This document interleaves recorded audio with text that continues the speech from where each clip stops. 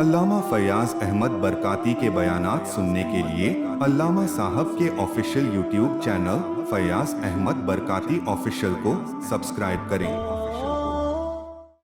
ان کے لیے خوشخبری ہے دنیا کی زندگی میں، for them is glad tiding in this world وفی الآخرہ، اور آخرت کی زندگی میں، لا تبدیل لکلمات اللہ، اور اللہ تعالیٰ کے کلمات، اللہ تعالیٰ کے الفاظ، اللہ کا کلام نہیں بدلتا۔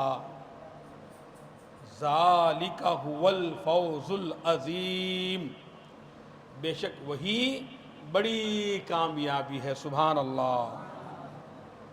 تو بڑی کامیابی کیا ہے؟ جو اللہ کی بارگاہ سے جن کو وہ مقام ملا، ان کے تقوی کی وجہ سے، ان کی طہارت کی وجہ سے، اولیاء اللہ یعنی اللہ کے دوست، اور اللہ کس کو اپنا دوست بناتا ہے؟ ان اولیاؤہ الا المتقون، اللہ کے دوست نہیں ہوتے مگر تقوی والے۔ سبحان اللہ۔ جو متقی ہوتے ہیں، جو پرہیزگار ہوتے ہیں، وہی خدا کے دوست ہوتے ہیں۔ لباس کی وجہ سے کوئی خدا کا دوست نہیں بنتا، رنگ کی وجہ سے کوئی خدا کا دوست نہیں بنتا،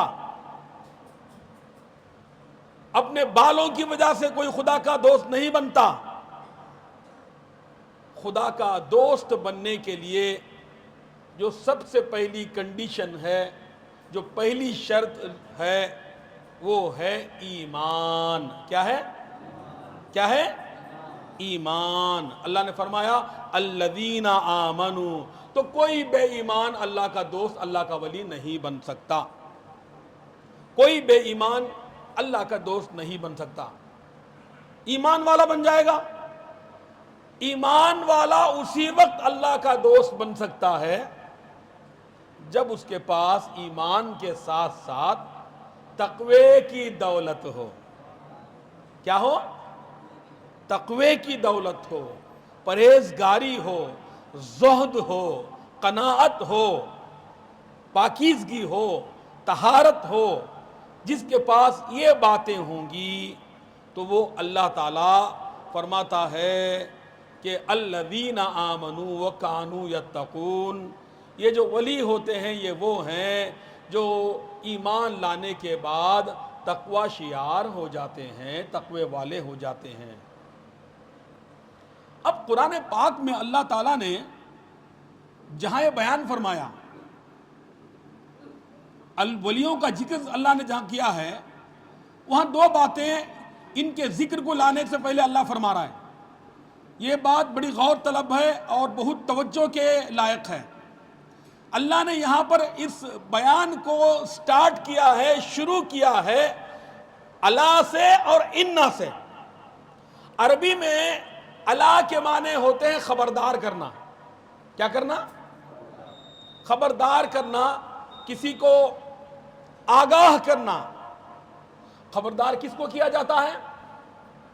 بولیے بھائی، جو بے خبر ہو، جو بے خبر ہو اس کو خبردار کیا جاتا ہے، اس کو اویئر کیا جاتا ہے، اس کو انفارمیشن دی جاتی ہے۔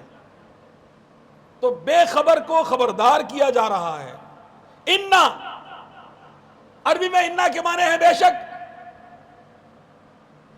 یعنی بہت سے ایسے لوگ ہیں جن کو خدا کے بارے میں، خدا کے ولیوں کے بارے میں جنہیں شک ہے،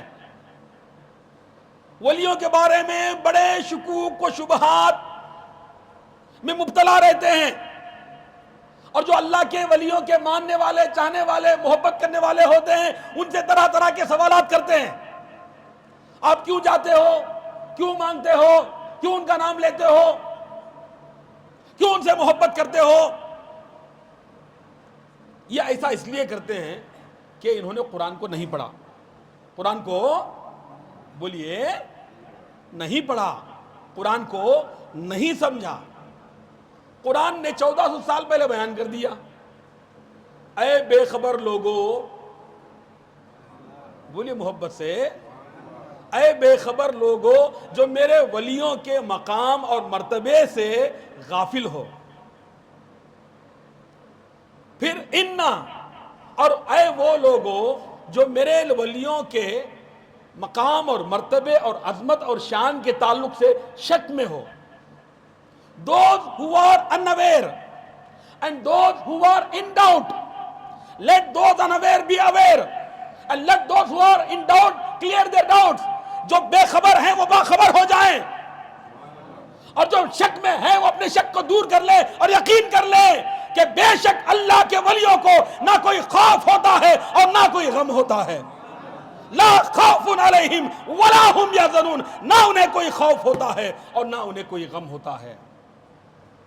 آپ میں سے کوئی جانتا ہے کہ خوف کس کو کہتے ہیں اور غم کس کو کہتے ہیں؟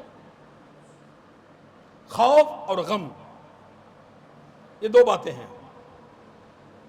خوف وہ جس کا تعلق مستقبل سے ہے، فیوچر میں.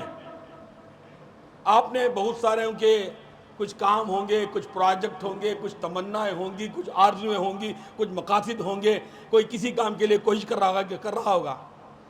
اب اس کوشش کے دوران دل میں ایک خوف پیدا ہوتا ہے کہ کہیں میں ناکام نہ ہو جاؤں، کہیں یہ میری تمنا پوری نہ ہو پائے، میرا مقصد کہیں فیل نہ ہو جائے. چھوٹی سی مثال، بچے نے ایگزام دیا ہوا ہے، ایگزامینیشن دیا ہوا ہے، پیپر لکھا ہوا ہے، مگر خوف ہے کہ کہیں فیل نہ ہو جاؤں. یہ مستقبل کا جو فکر ہے اس کو کہتے ہیں خوف. غم کیا ہے؟ جو گزر گئی. میں نے کوئی چیز کی تمنا کی تھی، بہت کوشش کی، مگر وہ چیز نہیں ملی، مجھے اس بات کا افسوس ہے اور غم ہے. جو گزر گیا اس کا غم، اور جو آنے والا ہے اس کا خوف. اللہ فرماتا ہے ولیوں کو نہ یہ ہوتا ہے نہ وہ ہوتا ہے. ان کو نہ خوف جو نہیں ملا اس کا خوف نہیں، اور آنے والے وقت کا کوئی غم نہیں، کوئی خوف نہیں جو نہیں ملا اس کا کوئی غم نہیں، اور آنے والے وقت کا ان کو کوئی خوف نہیں. کیوں نہیں؟ اس لیے نہیں کہ وہ اللہ کے دوست بن گئے، اور جو اللہ کے دوست بن جاتے ہیں دو عالم سے کرتی ہے بیگانہ دل کو، دو عالم سے کرتی ہے بیگانہ دل کو. عجب چیز ہے لذت آشنائی، عجب چیز ہے اس کی دوستی کی لذت جو ایسی ہے کہ اس نے ہمیں اللہ کے ولیوں کو، اپنے ولیوں کو، اپنے دوستوں کو یہاں اور وہاں دنیا اور آخرت کے غم اور فکر سے اللہ نے ان کو آزاد کر دیا. الذین آمنوا وکانوا یتقون. اب ولایت کی اصل کیا ہے؟ What is the origin and foundation of ولایت؟ ولی بنتا کیسے ہے؟ کپڑے پہن کر لمبے، ہاں رنگ برنگی کپڑے پہن لیے تو ولی بن گیا، بال لمبے لمبے ڈال بنا لیے تو ولی بن گیا، دونوں ہاتھوں میں 10 انگوٹھیاں، موٹی انگوٹھی نہیں انگوٹھے اتنے بڑے بڑے ہوتے ہیں کہ میں اس کو انگوٹھی کیا کہوں، تو انگوٹھے ہیں. تو اتنے بڑے بڑے انگوٹھے، بال بڑھا لیے، اور کسی نے کالے کپڑے پہنے تو کالے والا پاؤں بن گیا وہ، کسی نے ہاتھ میں زنجیریں پہن لی، کسی نے پاؤں میں بیڑیاں ڈال لی، کوئی درگاہوں کے بعد ننگا گھوم رہا ہے تو لوگ اس ننگے کے پیچھے بھی یہ تو مجذوب بابا ہے. اچھا یہ جاہل کہیں گے کہ کون مجذوب ہے کون نہیں ہے؟ ہر ننگا ہر پاگل ان کے نزدیک مجذوب ہے. تو مسلمانوں، ان تمام چیزوں میں ولایت نہیں ہے، نہ کپڑوں میں، نہ بالوں میں، نہ رنگ میں، نہ لباس میں. ولایت ہے ایمان میں، ولایت ہے، ولایت ہے محمد مصطفیٰ کی غلامی میں، اور ولایت ہے اللہ رب العزت کی اطاعت اور فرما برداری میں. سیدنا حسن بصری رضی اللہ تعالیٰ عنہ، آپ کون ہیں؟ مولا علی کے خلیفہ، سبحان اللہ. حسن بصری کہا جاتا ہے کہ آپ پانی کے اوپر مصلی بچھا کے نماز پڑھ رہے تھے. پانی پر مصلی بچھا کے نماز پڑھ رہے تھے. رابعہ بصری رضی اللہ عنہا وہاں پر تشریف لے گئی. انہوں نے حضرت رابعہ سے کہا رابعہ آؤ پانی پہ نماز پڑھتے ہیں. حضرت رابعہ نے اپنا مصلی ہوا میں بچھایا اور ہوا میں معلق پر بچھا کے نماز پڑھنے لگی. پھر مسکرا کر نیچے آئی اور انہوں نے حضرت حسن بصری سے فرمایا کہ اے حسن بنو پانی کے اوپر مصلی بچھا کر چلنے میں بیٹھنے میں کمال ہے کہ پانی میں تو بہت سارے کیڑے مکوڑے مچھلیاں مگرمچھ چھوٹی چھوٹی مخلوقات بھی پانی میں, ایک تھوڑی کمال ہے. اور نہ ہوا میں اڑنا کمال ہے, نہ ہوا میں اڑنا کمال ہے, کیونکہ مچھر پسو کیڑے مکوڑے پتنگے سب ہوا میں اڑ رہے ہیں. نہ ہوا میں اڑنا کمال ہے, نہ پانی پہ چلنا کمال ہے. کمال تو محمد مصطفیٰ کی اتباع میں ہے, کمال تو محمد مصطفیٰ کی شریعت پر چلنے میں ہے, کمال تو محمد مصطفیٰ صلی اللہ علیہ وسلم کی سنت پر عمل کرنے میں ہے. لوگ اچھے خاصے متبع شریعت پہ عمل کرنے والے, سنت پر عمل کرنے والے, نمازوں کے پابند, شریعت کے پابند, حرام سے بچنے والے, حلال پہ عمل کرنے والے, فرائض کے پابند, سنن و واجبات کے پابند, سب کچھ ہیں, مگر جاہل مسلمان ان کو ولی نہیں مانتے. کیوں؟ کرامت نہیں ہے. ان سے ہم نے کوئی کرامت نہیں دیکھی. ہر وہ متقی پرہیزگار مسلمان جو صحیح العقیدہ سنی ہے, بد مذہب بد عقیدہ نہ ہو, سنی ہو. ہاں ولی ہونے کے لیے یہ بھی شرط ہے کہ وہ سنی بھی ہو, وہ ضرور اللہ کا ولی ہے, چاہے مخلوق اس کو مانے نہ مانے. اللہ کے حبیب احمد مجتبیٰ محمد مصطفیٰ صلی اللہ علیہ وسلم نے ارشاد فرمایا جہاں 40 مسلمان ہوتے ہیں, صحیح حدیث ہے, جہاں 40 مسلمان ہوتے ہیں وہاں پر اللہ کا ایک ولی ضرور ہوتا ہے. کیا 40 مسلمانوں میں, یہ نہیں کہ جو ہے تبلیغی جماعت کا بہت بڑا اجتماع ہے تو وہاں پر ہے. بات ہو رہی ہے صحیح العقیدہ سنی مصطفیٰ کے سچے غلاموں اور عاشقوں کی. گمراہ شیعوں کے مجمع میں کوئی 40 لاکھ ہو تو ایک بھی ولی نہیں ہوگا. یہاں کہنا یہ ہے کہ جہاں مسلمان جن کو قرآن و سنت کی روشنی میں جو مسلمان ہیں, جہاں 40 مسلمان ہوتے ہیں, اللہ کے حبیب علیہ السلام نے فرمایا کہ وہاں اللہ کا ایک ولی ضرور ہوتا ہے. یہ وہی ہوتا ہے جس کی عبادت کی وجہ سے دوسروں کی عبادت, اور جس کی دعا کی وجہ سے دوسروں کی دعا, اور جس کے حج کی وجہ سے دوسروں کا حج قبول ہو جاتا ہے. آخری بات, سیدنا سید الطائفہ جنید بغدادی رضی اللہ تعالیٰ عنہ, یہ غوث پاک کے بھی پیروں کے پیر ہیں.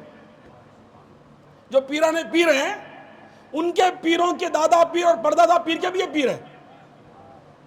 آپ کے پیر معروف قلخی, ان کے پیر سری سقطی. تو جنید بغدادی رضی اللہ عنہ کی خانقاہ بہت مشہور بزرگ ہیں. اب کسی کو پتا چلا کہ بڑے صاحب کرامت ہیں, بہت کرامت والے بزرگ ہیں, بہت پہنچی ہوئی ہستی ہے, تو اس کو شوق پیدا ہوا کہ چلو میں حضرت کے پاس جاتا ہوں. اور آ کے آپ کی خانقاہ میں اس نے اجازت مانگی کہ میں آپ کی بارگاہ میں کچھ دن گزارنا چاہتا ہوں. 1 سال کامل رہا آپ کی خانقاہ میں. Total complete 1 year he spent days and nights and he saw every moment of his life, every action of Junaid Baghdadi رضی اللہ تعالیٰ عنہ he saw. اس نے جنید بغدادی رضی اللہ تعالیٰ عنہ کا ہر عمل دیکھا, ان کی صبح دیکھی, ان کی شام دیکھا, ان کی خلوت دیکھی, ان کی جلوت دیکھی. 1 سال مکمل ہو گیا, بڑے مایوسی کے ساتھ آیا کہ حضرت اجازت دیجئے, حضرت اجازت دیجئے. آپ نے فرمایا کیوں بھائی, جس مقصد سے آئے تھے وہ مقصد مل گیا؟ جس مقصد سے آئے تھے کیا تم نے اپنی مراد کو پا لیا, اپنا مقصد مل گیا؟